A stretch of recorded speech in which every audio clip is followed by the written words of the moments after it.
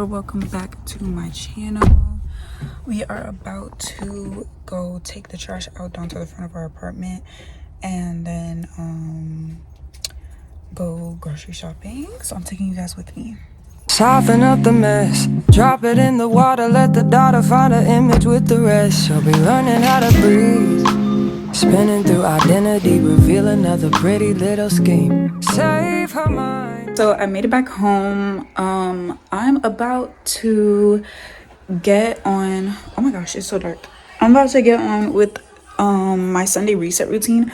My room is already pretty clean. It's really just my bathroom that needs like a little bit of TLC.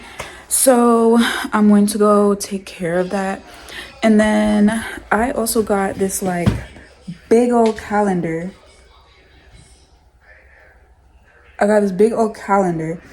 I'm going to use this to plan out my week ahead, plan out like meals and stuff, because I've been saying this, guys, I want to start eating more healthy. I want to start being more like conscious of what I eat instead of just eating junk all day.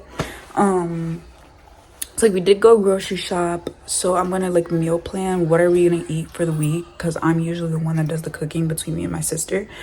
So yeah, I'm gonna write that all out, and I'm going to probably chill for a few, do a quick Bible study before I start cleaning up, because I have been neglecting my time with the Lord lately. So I'm going to do that. So yeah, I'm so excited though, guys. It's been getting more warm outside. It's been getting sunnier. I've been feeling so much more happy because of that. Like, I hate the winter. I fully believe that I should move to somewhere like Florida or just somewhere where it's warmer, because every time that it starts to get like really freezing here, I feel so sad. Like, it's terrible. My seasonal depression like just gets a hold of me. So yeah, like I want to enjoy this new warm weather. And I might do a little workout later today too. So here's the plan. I'm going to do my quick Bible study, do a little bit of worship. I'm going to clean up my bathroom, do the organization there. I have brushes to clean. I have my counter to clean. I have my shower to clean. And then, oh my God, the bass from the next door neighbors. What in the world? But yeah, I have my shower to clean. And then I'll probably work out, do my planning. And that will be it for the evening. It's already like, I think 2-ish. So it's still pretty early in the day. It's still like pretty much afternoon time. It's not that late. So we'll just see. Hold a hand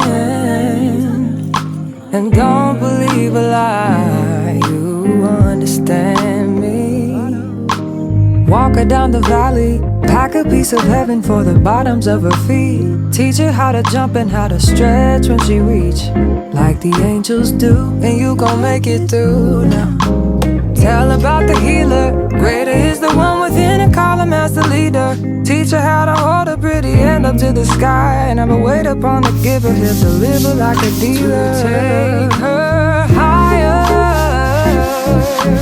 higher. Fly out the valley and the fire. Take her higher, higher. Fly up out the valley and the fire. Train her feet for running. Show her every door and how the windows let the sun in. Copy out the key and tell her this is for becoming. Even in the fever, baby, cry and get to running. And tell her that you better get your bootstraps up. You're with the army, ready when the truth act up. Nothing can harm me. Yelling from the roof I touch, put up a guard and count to 10. Lions den, speaking with the higher pen. Can't be touched by fire. Fast forward to the grown things now. I'm working on them soul things now. Forgiving all your old ways, but it's harder on the cold days. Cold days. Never been a product of a flawless environment. Never acted like I'm higher than you. And I still pray, dear God, won't you send me a break? Cause I need to get away. Okay, Okay, so I just finished doing all of my cleaning for my room. I'm about to go shower for the day because I still have not showered yet. And then I'm going to go chill. I don't know if y'all see behind me, but oh yeah, I never updated you guys. I did move, so I am in a new apartment. And that's why I still have those things in like that basket over there, because I still have to get a lot of my furniture. I don't have a bed yet.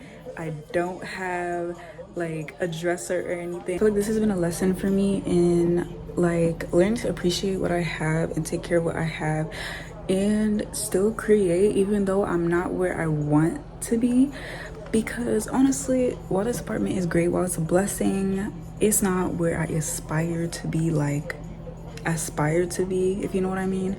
Like, I do still have higher goals when it comes to like getting a house and so on and so forth. I am staying with my sister, so we are like roomies at the moment.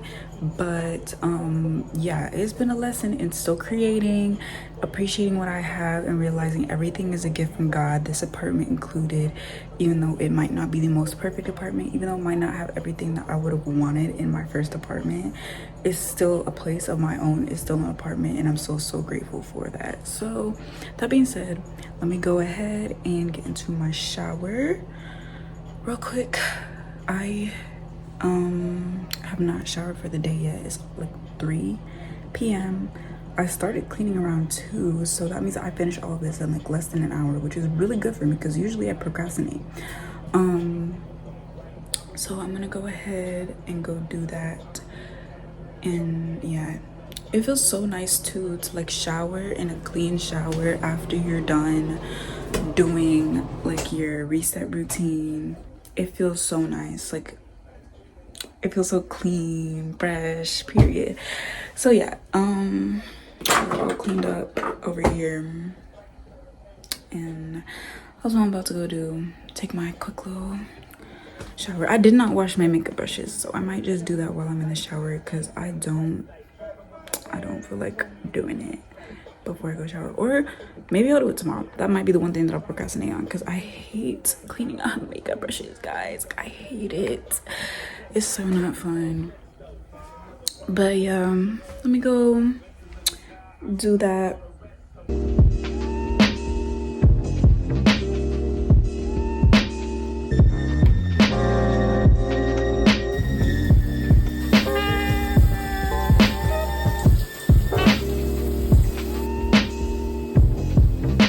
So I got out the shower like a while ago. I've just kind of been sitting on my bed like watching videos and whatever. It's so much darker outside, so I'm about to close up my blinds and everything. I do want to get something to eat for dinner, but I really don't know what, and I don't want to cook like a lot of food, so I'll probably, I might just make like a sandwich or something.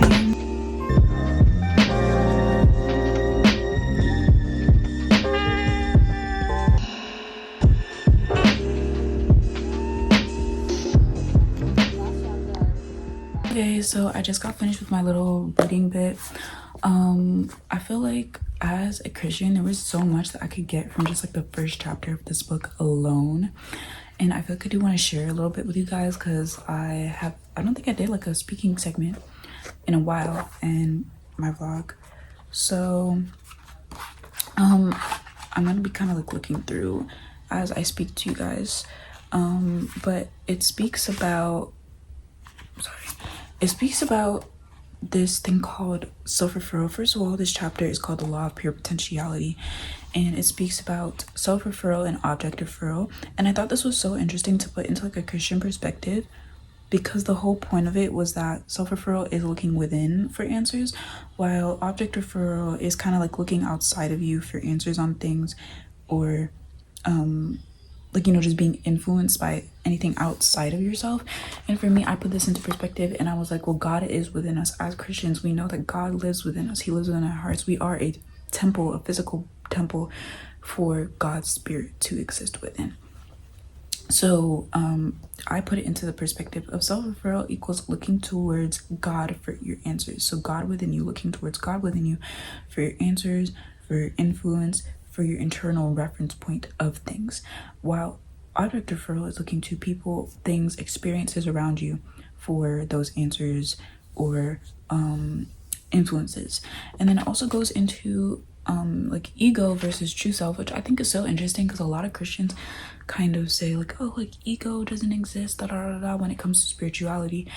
But having been like practiced New Age before, I definitely decide to look at it in a different way. So let me explain this to you real quick. Basically it says ego, however, is not who you really are. The ego is your self-image. It is your social mask. It is the role you are playing. So think about it this way. Ego is the role that we play for other people. Ego is the lies that Satan tells us that we choose to believe.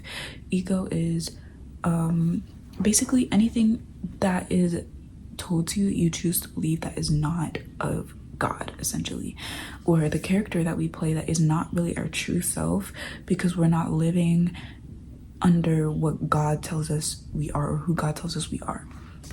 And it says true self, which is your spirit, your soul, is completely free of those things.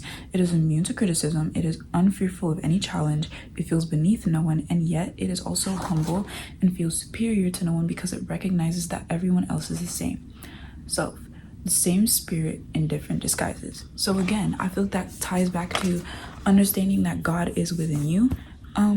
And being your true self means that you are not just taking criticism from other people, but instead you're saying, okay, who does God say I am? Who does God say that I should be? Am I living by that? Am I not?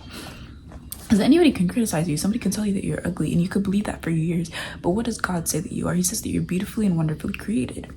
And then it says it's unfearful of any challenge. Well, if you are a follower of Christ, if you believe in God, then you know that, you know, God is with you at all times. So you should fear no challenge. You should fear no evil, fear nothing, because God is with you. And it also says it feels beneath no one, but at the same time it feels humble because it recognizes that everyone else is the same self, the same spirit in different disguises. So again, realizing that we are all creation of God. We're all like creation that God is within. God is within each of us. So by realizing that, by realizing we all bleed red, we are all people, we are all God's beautiful creations, then you will feel superior to nobody while also realizing your worth because God tells you what you are worth. He says you are more precious than rubies. So I think that this was so interesting. And then it also speaks about how one way to access this law of pure potentiality or the field of pure potentiality is by the daily practice of silence, by meditation, non-judgment, and spending time in nature, which I think all connects so beautifully back to the Bible because God does ask us to meditate on his word. God does ask us to be still, and it even mentions that in this book. It says in the Bible is the expression, be still and know that I am God. So by being still, by existing in silence and giving yourself time to hear God speak in your life, it will definitely allow you to have like a better perspective and a sense of peace throughout your day. So again, I feel like a lot of us just kind of pray, but we're not waiting for God to speak back to us. And I feel like it's important that when we pray, we also sit in silence or meditation after to hear God speak back to us, to meditate on what we just might have read in the Bible, and to just like hear God's voice. Because a lot of the time we just pray and we're like, okay, like I'm not hearing God answer. But did you give him time to answer? Did you listen for his answer? No, you didn't. You just read and then you moved on about your day. So we need to practice like that silence, the meditation. And then also, it said, where was it? Practicing non-judgment, because God does ask us to not judge. That is really and honestly God's job, to judge others. It's not our job. So I think it mentioned like reminding yourself throughout the day, or just setting like an hour time a day to just like not judge, because we sometimes do that. We'll be like why is she dressed like that, da, da, da, da. But we don't know what somebody's relationship with God is like. We don't know where they are. We don't even know if they believe in the Christian God. So it's not our place to judge. And beyond that, we all sin. You have a sin that is probably greater than theirs that you're not talking about, that you're struggling with in private while they're struggling with theirs in public. So don't judge them, because that's their sin and that's between them and God. And focus on yourself, stay in your own lane, because that's between you and God. And then also spending time in nature, which I think is so beautiful, because I think whenever I spend time in nature, it really reminds me like, wow, God created all of this, especially when I go back to my home country and I see like all of like the beautiful vegetation and like the plants and like the mountains and everything and the beach, and I'm just kind of there like looking at it all. I know that there's this one specific spot and I was there and I was like, wow, like God, you created this. It's so beautiful. And it just reminds you like God is like an amazing creator and he created all of this, but he still told you that you were his most beautiful creation. So I think that like reading books like these definitely helps me because it gives me a different perspective outside of just like the Christian perspective for things, and it gives me a chance to think about parts of things I would have never really thought about outside of that. And I think it's so interesting. This is not even a book by a Christian author, it's just a book by like I think this author is Hindu, and I do definitely think that I got something out of this that I can apply to my own faith and my own life. So I just wanted to share. I'm about to go make something quick for dinner. I'm probably gonna make a tuna salad or something. I really don't know. It's gonna be something small because I'm not too hungry, but I do want to go eat something because it's 7:48 and I don't want to eat like too late because I want to go to sleep on time tonight.